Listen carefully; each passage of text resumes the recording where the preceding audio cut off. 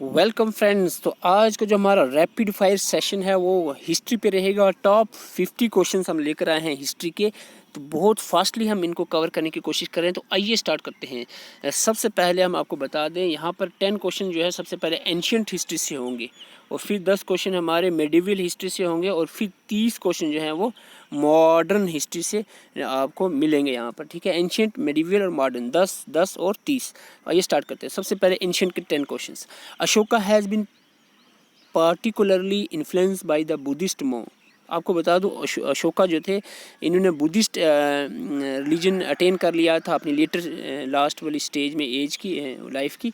तो किसके अंडर इन्होंने किया था बुद्धिस्ट अटेन? तो ये थे आपके उपा गुप्ता। तो आपके याद है, उपा गुप्ता के अंडर में इन्होंने बुद्धिज़्म अटेन कर ली थी। ठीक है, उपा गुप्ता।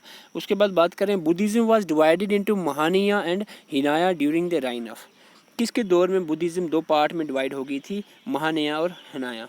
तो आपको एक वीडियो में बता चुका हूँ। तो ये हुई थी आपकी यहाँ पर कनिष्का के दौर में। फोर्थ जो बुद्धिस्ट काउंसिल हुई थी, बुद्धिस्ट काउंसिल, इस दौरान में ये बुद्धिज़्म डिवाइड हुई थी दो पार्ट्स में। ओके, तो आप क्या था, तो फोर्थ बुद्धिस्ट काउंसिल कनिष्का के दौर में हुई थी। कहाँ हुई थी? कुंडलग्रामा, कश्मीर में। क्वेश्चन नंबर 3, मेगास्थीन का नाम तो सुना है, अगर आप एंशिएंट हिस्ट्री पढ़ी है तो ज़रूर सुना होगा। ये एक एम्बेसडर थे, सेलिकस निकेटर ने भेजे थे मौर्य के दरबार में, कोर्ट में, इन पतलीपुत्रा, और इन्होंने लिखी हुई है एक बुक हिस्ट्री पे। तो उस बुक का क्या नाम है? मौर्य अम्पायर। आपने पढ़ा होगा, उसकी पूरी जो हिस्ट्री है मौर्य अम्पायर की वो मेगास्थीन की बुक में ही लिखी हुई है। तो वो बुक का नाम था इंडिका। तो याद रखना, Megasthenes, Indica. Okay, question number 4, Buddhist doctrine were written in. तो आपको पता है बुद्धिस्ट के जितने भी लिटरेचर हैं कौन सी लैंग्वेज में लिखे गए हैं? Buddhist literature. तो बुद्धिज़्म के जो लिटरेचर हैं वो लिखे गए हैं यहाँ पर पाली लैंग्वेज में। ओके, तो आपको बता दूं, जैनिज़्म के जो लिटरेचर है वो प्राकृत लैंग्वेज में लिखे गए थे, प्राकृत, और बुद्धिस्ट के पाली लैंग्वेज में। तो ये दोनों आपको याद रखना है, प्राकृत और Pali. The Rig Veda consist of. तो ऋग वेदा में कितने हाइम्स होते हैं? तो ये आपको बहुत सिंपल क्वेश्चन पता चल गया होगा। 1028 हाइम्स होते हैं और 10 मेंडल्स होते हैं ऋग वेदा में। तो इसके बाद हम ओल्डेस्ट टेक्स्ट है ऋग वेदा। बिम्बिसारा, अगर आपने हिस्ट्री पढ़ी हो तो बिम्बिसारा का नाम भी सुना होगा। मगाधा अम्पायर, अगर आपने देखा है प्री मौर्य एज में, मगाधा अम्पायर जो थे उसका जो हरियंका डायनेस्टी थी उसके फाउंडर थे बिम्बिसारा। तो यहाँ क्वेश्चन क्या है जी? Succeeded by. ठीक है, तो बिम्बिसारा के बाद कौन आए थे? तो इनके बाद आए थे यहाँ पर अजातशत्रु। ठीक है, तो तीन ही बंदे थे हरियंका डायनेस्टी के, बिम्बिसारा, इसके बाद आए थे अजातशत्रु, और इसके बाद आए थे कलसोका। तो ये आपको याद रखना है तीनों का नाम। आगे चलते हैं। The Harappans had commercial relation with. तो हड़प्पा जो है कमर्शियल रिलेशन, यानी ट्रेड जो था हड़प्पन सिविलाइजेशन के दौर में कौन सी जगह से हड़प्पा से ट्रेड होती थी? तो ये होती थी मेजरली मेसोपोटामिया से। ठीक है, question number 8, the Indus civilization is noted for its. तो इंडस सिविलाइजेशन में खास चीज़ क्या थी, किस वजह से ये बड़ी फेमस थी? इसमें एक बहुत खास चीज़ थी, वो थी यहाँ पर आपको बता दूँ क्या थी। टोन प्लानिंग इसमें बहुत अच्छी थी। अपर टोन और लोअर टोन बने हुए थे, ग्रिड सिस्टम था। और टोन पे अपर टोन जो सिटेडल का आया था रॉयल फैमिलीज़ के लिए, राजा लोगों के, लोअर टोन जो बाकी लेबर लोग थे उनके लिए बने हुए थे। टोन प्लानिंग अच्छी थी। The Harappan did not know the use of. Harappan civilization के दौर में, इंडस वैली सिविलाइजेशन के दौर में क्या चीज़ का यूज़ नहीं हुआ था? तो आपको पता होगा, बहुत सिंपल है, आयरन का यूज़ नहीं हुआ था। आयरन मौर्य के एम्पायर में आया था उस दौर में। तो कॉपर जो है ये फर्स्ट था, फर्स्ट जो मेटल यूज़ हुआ था, that is copper. Okay, fourth Buddhist council was held है। चौथी जो बुद्धिस्ट काउंसिल हुई थी, चार हुई थी ना, आपको याद होंगी चार। तो चौथी जो है वो कहाँ हुई थी? ये हुई थी कश्मीर में। तो बहुत इंपॉर्टेंट है, यहाँ पर कश्मीर में हुई थी फोर्थ बुद्धिस्ट काउंसिल, कुंडलग्राना, कश्मीर में। ठीक है, कनिष्का यहाँ पर चेयरमैन थे, यहाँ पर राजा थे इस दौर में, फोर्थ बुद्धिस्ट काउंसिल के दौर में। 75 BC शायद, BC में हुई थी, AD में शायद, थोड़ा सा डेट कंफर्म कर लेना। अकबर ऑफ कश्मीर ये क्वेश्चन मेडिवियल से आ गया। अब 10 question. Akbar of Kashmir who reconstructed and rehabilitated all the temples and asked Jonaraja to continue further Kalhana's Rajatarangini was. तो इतना लंबा फिरना नहीं, आपको यहाँ से क्वेश्चन निकल जाता है। अकबर ऑफ कश्मीर किसको कहते हैं? तो ज़ैनुल आबिदीन को अकबर ऑफ कश्मीर कहा जाता है। ठीक है। The founder of independent state of Bengal, जो बंगाल की जो इंडिपेंडेंट स्टेट थी, इसके फाउंडर कौन थे? तो इसके फाउंडर थे आपके यहाँ पर मुर्शिद कुली खान फाउंडर थे, आई थिंक। यस, मुर्शिद कुली खान फाउंडर। ये इस तरह का क्वेश्चन पूछा जाता है, इंडिपेंडेंट स्टेट ऑफ बंगाल के founder Murshid Quli Khan. Okay. The first battle of Panipat, तो पानीपत की तीनों बैटलों आपने सुनी होगी। तो पहली बैटल जो है 1526 में हुई थी, बाबर के बीच में हुई थी जी। मुगल एम्पायर इसी बैटल के बाद शुरू हुआ था। बाबर के साथ दूसरा आदमी कौन था जो इसके साथ लड़े थे? तो बाबर और इब्राहिम लोदी के बीच में ये बैटल हुई थी। Okay next is the founder of पाला डायनेस्टी ऑफ बंगाल वाज। तो पाला डायनेस्टी के फाउंडर कौन थे? पाला डायनेस्टी के फाउंडर थे यहाँ पर I think Gopala.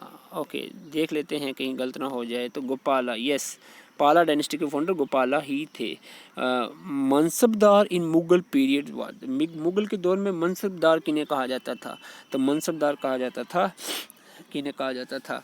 Land Lord's और जमींदार्स को मनसबदार कहा जाता था। Okay. The medieval Indian sultan who has been called prince of moneyers, moneyers को प्रिंस किसे कहा जाता था? प्रिंस ऑफ मोनियारा किन्हें कहा जाता था? ये कहा जाता था मोहम्मद बिन तुगलक को। ठीक है, मोहम्मद बिन तुगलक को अनसक्सेसफुल रूलर भी कहा जाता था, unsuccessful ruler of medieval history, क्योंकि इन्होंने 5 एक्सपेरिमेंट किए थे जो 5 के 5 फेल हो गए थे। मैंने पिछली वीडियो में बताया हुआ है आपके 5 एक्सपेरिमेंट कौन से थे इनके।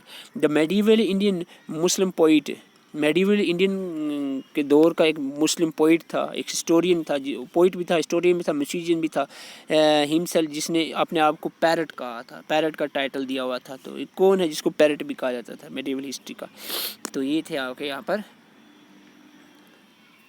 आमिर खुसरो को पैरट कहा जाता था, खुद ही इसने अपने आप को टाइटल दिया था। Sultan of Delhi reach the height of its power during the rival, कौन से सुल्तान दिल्ली के सुल्तान के दौर में जो इनकी पावर थी वो बहुत ऊंचाइयों पे चली गई थी, यानी पूरा काफ़ी एरिया इन्होंने कवर कर लिया था? तो ये थे अलाउद्दीन खिलजी के दौर में थे। इन्होंने एक्चुअल में मलिक कफूर जो थे इनके गवर्नर, उनको सोर्ट की तरफ भेजा हुआ था कैप्चर करने के लिए। तो काफ़ी आगे तक सोर्ट तक इन्होंने कैप्चर कर लिया था एरिया। तो दिल्ली सल्तनत को बड़ा आगे तक बढ़ाया था अलाउद्दीन खिलजी, और इनके गवर्नर जो थे मलिक कफूर शायद उनका नाम था।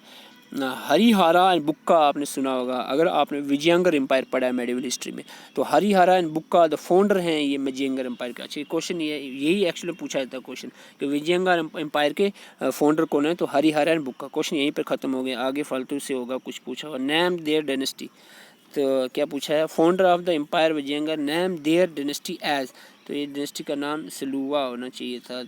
तो इसका आंसर है ए, संगामा। तो ये क्वेश्चन को छोड़ो, आप मेन चीज़ याद रखो कि हरिहरा बुक्का ने विजयनगर एम्पायर को फाउंड किया था, ये क्वेश्चन पूछा जाता है।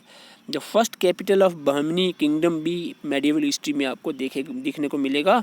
बहमनी किंगडम का जो फर्स्ट कैपिटल था वो था यहाँ पर Gulbarga, the first capital of Bahmani kingdom. Founder कौन थे बहमनी किंगडम के? अगर आप कमेंट करके बता दें तो वाह क्या कमाल था। The number of members in the Simon commission, लो जी मॉडर्न हिस्ट्री आ गई आपकी। साइमन कमीशन का नाम आपको सुनकर पता चल गया होगा। अब यहाँ से 21 से 50 तक मॉडर्न हिस्ट्री पे क्वेश्चंस आपको देखने को मिलेंगे। तो साइमन कमीशन के मेंबर्स कितने थे? तो साइमन कमीशन की आपको सुना ही होगा कि 7 मेंबर थे, 7 के 7 अंग्रेज़ थे, इसीलिए साइमन कमीशन जो है फेल हो गई थी। साइमन गो बैक का नारा लगा था 1927 में, ये साइमन कमीशन आई थी जिसमें 7 मेंबर थे, 7 अंग्रेज थे, वाइट थे। What benefit did the Poona pact offer the depressed classes? तो पूना पैक्ट आपको पता ही है, गांधी जी और अम्बेडकर के बीच में हुआ था। इस ऑफर के तहत डिप्रेस्ड क्लासेस को क्या चीज़ ऑफर की थी?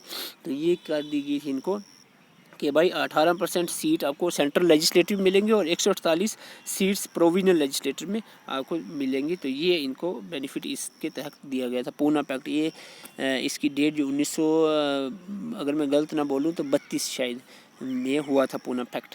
ठीक है। In which year did the Indian National Congress hold its first meeting in Bombay? तो इंडियन नेशनल कांग्रेस की सबसे पहली मीटिंग आप सबको पता होगा 85 में ही बनी थी इंडियन नेशनल कांग्रेस, ए ओ ह्यूम ने बनाई थी। तो डब्ल्यू.सी. बनर्जी फर्स्ट प्रेसिडेंट थे। फर्स्ट मीटिंग कहाँ हुई थी? बॉम्बे में फर्स्ट मीटिंग हुई थी 1885 में। Who had introduce the Indian universities act 1914। तो आपको 1904 में कौन था गवर्नर जनरल, तो आपको पता होना चाहिए, क्योंकि 5 में पार्टीशन ऑफ बंगाल हुई थी, वही 4 में भी था वही गवर्नर। पार्टीशन ऑफ बंगाल के दौर में कौन था? कार्जन। तो ये इसी दौरान में था। कार्जन ने जो है इंडियन यूनिवर्सिटी एक्ट पास किया था, Lord Curzon. The Ilbert bill introduce in Lord Ripon से। तो ये एक क्वेश्चन यहाँ पर, इल्बर्ट बिल किसने इंट्रोड्यूस किया था? लॉर्ड रिपन के दौर में इंट्रोड्यूस हुआ था। एक सिग्निफिकेंट क्यों है? बिकॉज जल्दी से आंसर ढूंढ ले, तो इसका आंसर मुझे भी खास याद नहीं आ रहा है, तो देख लेते हैं। डी है इसका राइट आंसर। ओके, क्योंकि it remove the racial discrimination from the judicial system. ये तो इतना पता चल ही जाता है भाई, जुडिशरी सिस्टम के रिलेटेड था ये, वो जजेस को राइट मिल गए थे तो वो केस लड़ने के, तो ये क्वेश्चन आंसर इसका मिल ही जाता अगर आप ध्यान से पढ़ो, अगर ना भी आता हो। अल हिलाल, लेकिन थोड़ा बहुत तो सुना होना चाहिए, कान में पढ़ा होना चाहिए क्वेश्चन। अल हिलाल आपने अगर सुना है तो आंसर करें। Was the newspaper launched by the propagating nationalism by. Al Hilal newspaper किसने लॉन्च किया था? ये लॉन्च किया था जनाब अबुल कलाम आज़ाद ने। ओके, उसके बाद the dash were the first European to start a joint stock company trade with India. पहले यूरोपियन जिन्होंने इंडिया में जॉइंट स्टॉक ट्रेड जो शुरू किया था, तो वो कौन से थे? पहले यूरोपियन बाहर से कौन आए थे इंडिया? मॉडर्न हिस्ट्री में आप पढ़िए ना, आपने एडवेंट ऑफ यूरोपियन पढ़ा होगा। सबसे पहले कौन आए थे? 1498 में कौन आए थे? पुर्तगीज जनाब, Portuguese. The Cripps offers were regarded as the post dated cheque. Cripps offer को पोस्ट डेटेड चेक कहा गया था। किसने कहा था? गांधी जी ने कहा था। भाई अब क्या ये लाए हो आप? क्रिप ऑफर जो है 1942 में आया है। इसके तहत डोमिनियन स्टेटस इंडिया को दिया जा रहा था। कॉन्स्टिट्यूएंट असेंबली बनाएंगे कहा गया।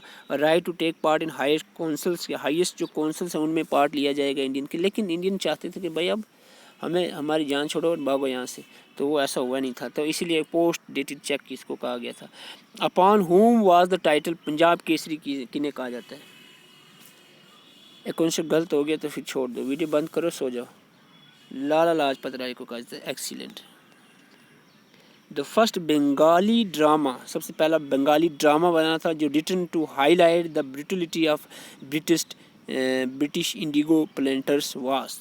तो ये जो ड्रामा था इसका क्या नाम था? नील दर्पण, नील दर्पण, नील दर्पण। The constituent assembly was formed on the recommendation. है बहुत सिंपल क्वेश्चन। ये बनी थी किसकी रिकमेंडेशन में? Constituent assembly. ये बनी थी किधर गया जनाब? कैबिनेट मिशन प्लान जो 1946 में आया था, इसके तहत। What was the name of the English weekly edited by Mahatma Gandhi? जो इंग्लिश वीकली न्यूज़पेपर एडिट किया था, बनाया था, उसका क्या नाम था? Young India. The Indian National Congress had adopted the famous पूर्ण स्वराज। ये क्वेश्चन भी नहीं आया तो सो जाओ, कोई फ़ायदा नहीं। फेमस पूर्ण स्वराज कंप्लीट इंडिपेंडेंस रेजोल्यूशन जो हेल्ड हुई थी कौन से सेशन? 1929 में, बता दो 29 में। कौन सा सेशन था? लाहौर सेशन में हुई थी। कौन प्रेसिडेंट थे? जवाहरलाल नेहरू। ठीक है, प्रेसिडेंट थे, फर्स्ट टाइम प्रेसिडेंट बने थे Jawaharlal Nehru Indian National Congress के। In which year was the title governor general changed to that viceroy. तो गवर्नर जनरल अब चेंज हो गया था वाइस राय में। तो ये कौन से साल में हुआ था? 1857 के रिवॉल्ट के बाद हुआ था, तो ये 1858 में हुआ था। ठीक है, 58 में अब वाइस राय। और पहला वाइस राय कौन सा है? कमेंट करें जल्दी से। First viceroy of India कौन है? कमेंट करें। कमेंट नहीं करते बार, 1 सेकंड तो दे दिया को हमारे लिए, पता है एग्ज़ाम आ रहे हैं, लेकिन क्या होगा 2 सेकंड के लिए अच्छा लगता है कमेंट्स देखकर। Gandhi had given out the stirring call do and die का नारा कब लगाया था गांधी जी ने? ये वो सिंपल क्वेश्चन है जनाब। क्विट इंडिया मूवमेंट 1942 के दौर में।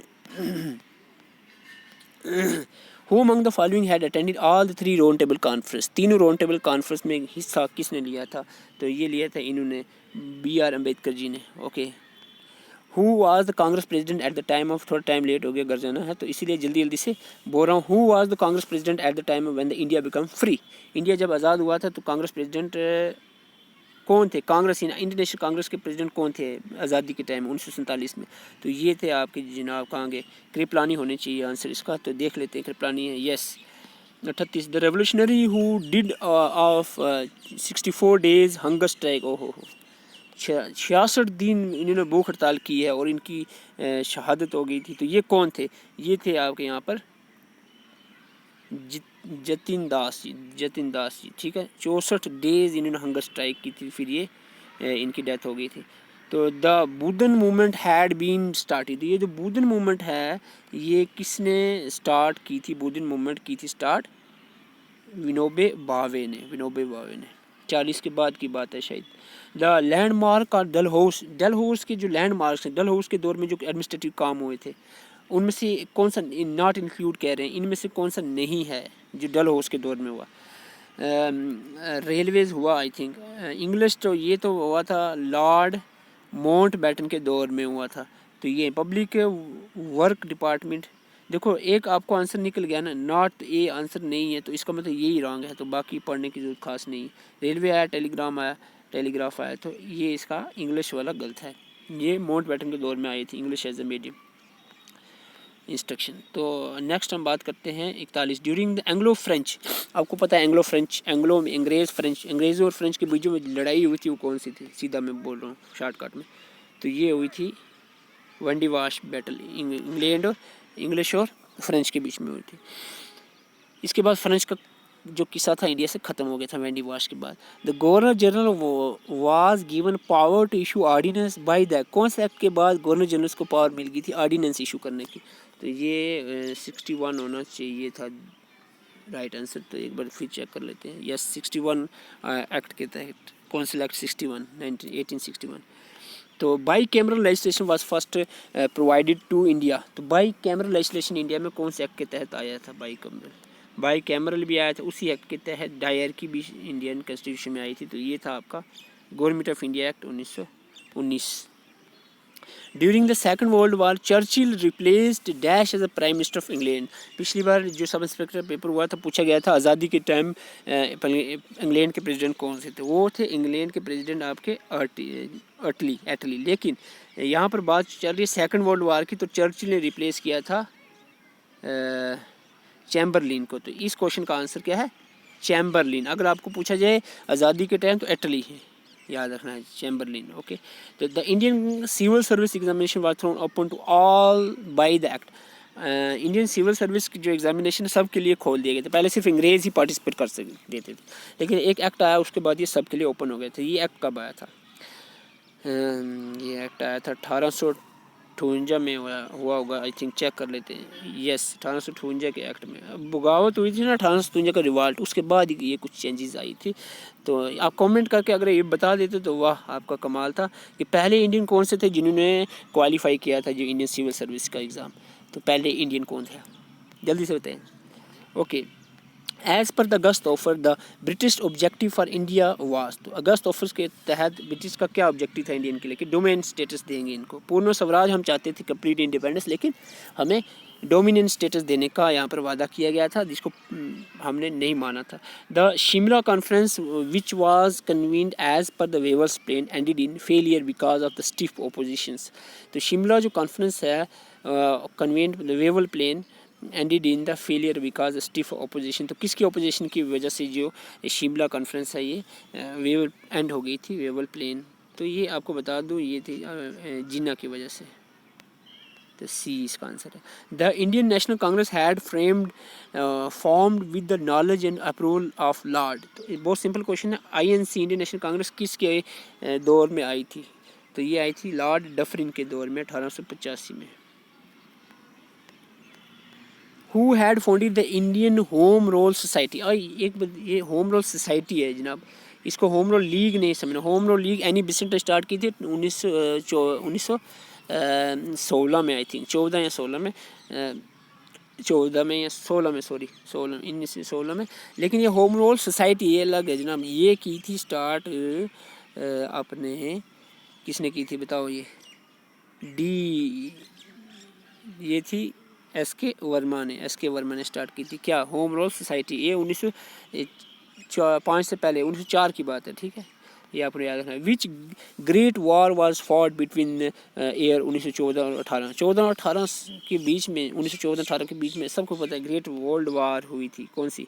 फर्स्ट वर्ल्ड वार 1814 और 18 के बीच में। तो अगर ये 50 क्वेश्चन आपको अच्छे लगे, ठीक है, तो आप जो है चैनल को सब्सक्राइब करे बिना नहीं जाएंगे और वीडियो को लाइक करें और कमेंट ज़रूर करके जाएं, ताकि इससे भी अच्छा हम नेक्स्ट जो कंटेंट आपके लिए बनाकर लाएं। और एक बड़ी बात आपको बता दूं, कुछ स्टूडेंट कमेंट करते हैं कि जनाब ये काफ़ी है कि इतना ही पढ़ें और ना पढ़ें। तो मैं आपको बता दूं, हमने क्वालिफाई किया एग्ज़ाम, हम 4 फ्रेंड इकट्ठे पढ़ते थे, लेकिन ऐसा नहीं है कि वीडियो से कुछ होने। वीडियो से क्या होता है कि 40% आपको हेल्प होती है, लेकिन बुक्स और PDFs और नोट्स से ही आपको पढ़ना पड़ता है। मैं आपको पहले ही बता दूं, कहीं आप धोखे में न रहो। वीडियो आप उस वक्त देखा करो जिस वक्त आपको बुक्स खोलने का दिल ना करे, आप बोर हो रहे हो, आप पढ़ने का दिल नहीं कर रहा, उस वक्त वीडियो देखो, क्योंकि वीडियो आप किसी वक्त भी इंटरेस्ट से देख सकते हो, ठीक है।